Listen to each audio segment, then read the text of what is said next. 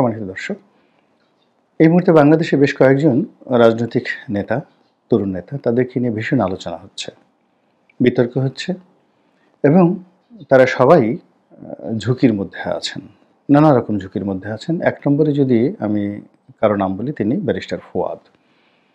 AB পার্টির তিনি সাধারণ সম্পাদক। ব্যারিস্টার হিসাবে তিনি তার যে কর্মজীবন মূলত শিক্ষকতা দিয়ে তার কর্মজীবন শুরু এবং পরবর্তীতে তিনি এই রাজনীতিতে এসেছেন। আইন অঙ্গনে তার কতটা ভূমিকা ছিল বা কর্তৃত্ব ছিল বা আইন প্র্যাকটিসে তিনি কতটা অগ্রগামী ছিলেন তা আমরা হয়তো অনেকেই জানি না। এমনকি তার ব্যক্তিগত যে পেশা, শিক্ষকতার পেশা, সেটা নিয়েও হয়তো অনেকে জানেন না। আমি ব্যক্তিগতভাবে যেহেতু তার সম্পর্কে জানি, এজন্য আমি এটা জানি। যেহেতু তিনি ইংল্যান্ডে গিয়েছেন, ব্যারিস্টারি পড়েছেন, ঢাকা বিশ্ববিদ্যালয়ের আইন অঙ্গনের ছাত্র ছিলেন, আইন বিভাগের ছাত্র ছিলেন। দুটো বিষয় এখানে খুব ধরে নেওয়া হয়। এক নম্বর হলো যে তিনি ভালো ছাত্র, ২ নম্বর হলো ভালো একটা মধ্যবিত্ত বা উচ্চ মধ্যবিত্ত পরিবারের তিনি সন্তান। নচেৎ পকেটের টাকা খরচ করে ইংল্যান্ড থেকে বার করে আসা তার পক্ষে সম্ভব ছিল না। ৩ নম্বর হলো যে তিনি একটা নৈতিকতা মেনটেন করেন।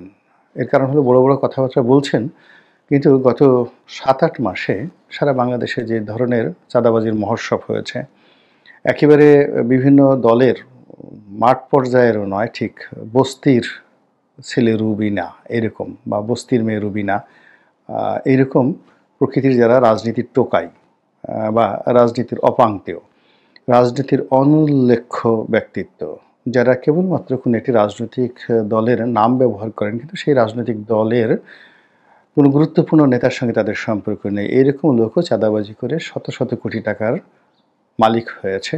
এবং কারণ বাজারে যারা চাঁদাবাজি করছেন, গিয়ে দেখেন যে আমি যে শব্দগুলো প্রয়োগ করলাম, আমি দুঃখিত, সাধারণত কাউকে টোকাই বলা বা পথকলি বলা এই বিষয়গুলো আমার মুখে শোভা পায় না বা আমি এই ধরনের কথাবার্তা সাধারণত বলি না, কিন্তু বাস্তবতাটা হলো বিষয়ের গুরুত্বটা বোঝানোর জন্য। তো সেই দিক থেকে জনাব ফুয়াদ তিনি ইচ্ছা করলে এই সময়টাতে বেশ কিছু দুর্নীতি করতে পারতেন বা ভালো একটা পদ পদবিতে তিনি যেতে পারতেন। এখন মুশফিক ফজল আনসারী তিনি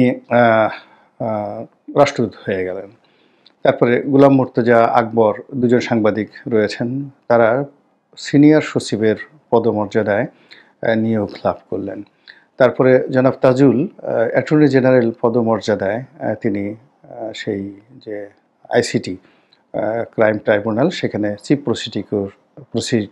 প্রসিকিউটর নিযুক্ত হলেন। তো সেক্ষেত্রে মিস্টার ফুয়াদ তিনি বিচারপতি হতে পারতেন, তিনি অ্যাটর্নি জেনারেল হতে পারতেন, রাষ্ট্রদূত হতে পারতেন। এর কারণ হলো, যখন এই যে আন্দোলনটা হলো, স্পষ্টত এই আন্দোলনের যারা নেতৃত্ব দিয়েছে ছাত্র, তাদের সঙ্গে এবি পার্টির মিস্টার ফুয়াদের একটা ভালো সম্পর্ক ছিল এবং এখানে ক্ষমতার যে ক্রিম পয়েন্টগুলো যেহেতু জামাত সবচেয়ে বড় দল, এই যাদের সঙ্গে সম্পর্ক ছিল, এই কারণে জামাতের লোকজন বেশি নিয়োগ পেয়েছে। এরপর বিএনপি যেহেতু বড় দল, কিন্তু তাদের এই আন্দোলনকারীদের সঙ্গে এরকম সম্পর্ক না থাকার কারণে তারা জোর করে যেটা পেরেছে সেটা তারা দখল করে নিয়েছে। আর এবি পার্টি তারা তাদের যেহেতু একেবারে ছোট দল, ওই জন্য তাদের দক্ষ লোকজন তেমন না থাকার কারণে তাদের লোকজন সরকারের বিভিন্ন পদ পদবিতে ওইভাবে নিয়োগ লাভ করেননি। কিন্তু সেক্ষেত্রে ফুয়াদ সাহেবের তো যোগ্যতা ছিল, তিনি ইচ্ছাগুলো হতে পারতেন। যেহেতু তিনি হননি, ধরে নেওয়া হয় যে তিনি এটা চাননি। যদি তিনি চাইতেন সেটা তিনি পারতেন। অন্যদিকে হাসনাত এবং সার্জিস এই দুজন আছেন। তারপরে আরও বেশ কয়েকজন মহিলা নেতৃত্ব আছেন, তরুণরা আছেন। তো এদের অবদান অনেক অনেক বেশি। আমি সাধারণত এদের সম্পর্কে কখনো নেতিবাচক কথা বলিনি, আর বলতেও পারবো না। অনেকে তাদের সম্পর্কে বলেন যে তারা দুর্নীতি করেছে। তারা দুর্নীতি করলে অসুবিধাটা কী? বাংলাদেশে সবাই যেখানে নাক ডুবিয়ে দুর্নীতি করছে, যে সমস্ত লোকজনের সাথে আওয়ামী লীগের কোনো সম্পর্ক নেই, তারা আওয়ামী লীগের নাম ভাঙিয়ে 400 কোটি টাকার পিয়ন যদি 400 কোটি টাকার মালিক হতে পারে, তারপরে যে সমস্ত লোকের সাথে বিএনপির কোনো সংযোগ নেই, এখন আপনি গিয়ে দেখুন ঢাকা শহরে আন্ডারওয়ার্ল্ড কারা নিয়ন্ত্রণ করেন, এবং এরা সবাই তারেক রহমান সাহেবের সাথে একসময় খুব ভালো সম্পর্ক ছিল, কিন্তু বর্তমান সময়ে বিএনপির সাথে এবং তারেক রহমান সাহেবের সঙ্গে কোনো সম্পর্ক নেই। কিন্তু সন্ধ্যার পরে গিয়ে দেখেন এদের এক একটা অফিসে শত শত গাড়ি সেখানে বসে থাকে। তো এই সমস্ত লোকজন যারা এতদিন পালিয়েছিল, জেলে ছিল, দুর্নীতি করেছে, অন্যায় করেছে এবং যাদের দুর্গন্ধে বিএনপি রীতিমতো অতিষ্ঠ, সেই লোকগুলো বিএনপিকে ভাঙিয়ে এই গত ৭-৮ মাসে সারা বাংলাদেশে দুর্নীতির যদি প্রলয় করতে পারে, তাহলে হাসনাত আব্দুল্লাহ, সার্জিস তারা যদি গাড়িতে করে শোডাউন করে, রাজনীতি করে, দুর্নীতি করে, অসুবিধাটা কি? আপনি দুর্নীতি সবাইকে বন্ধ করেন, তাহলে এদেরকে দুর্নীতি তারা করবে না। তারপরে আপনি তাদের ব্যাপারে নিয়ম দেন। কিন্তু আপনি সবার জন্য দুর্নীতি উন্মুক্ত করে রেখেছেন। আর এদেরকে বলতেছেন তারা সাধু হবে। এই জিনিসগুলো হয় না।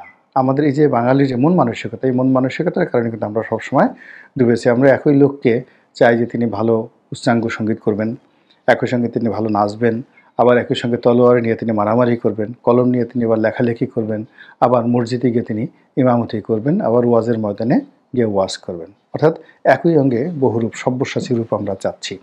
তো সেই দিক থেকে এই যে সার্জিস, মাহফুজ, তারপর ফুয়াদ, তারপরে হাসনাত আব্দুল্লাহ, বোঝার চেষ্টা করুন যে তাদের বয়স কত। এদের মধ্যে বোধহয় ফুয়াদের বয়সই তুলনামূলকভাবে বেশি, বাকি সবাই ৩০-এর নিচে তাদের বয়স।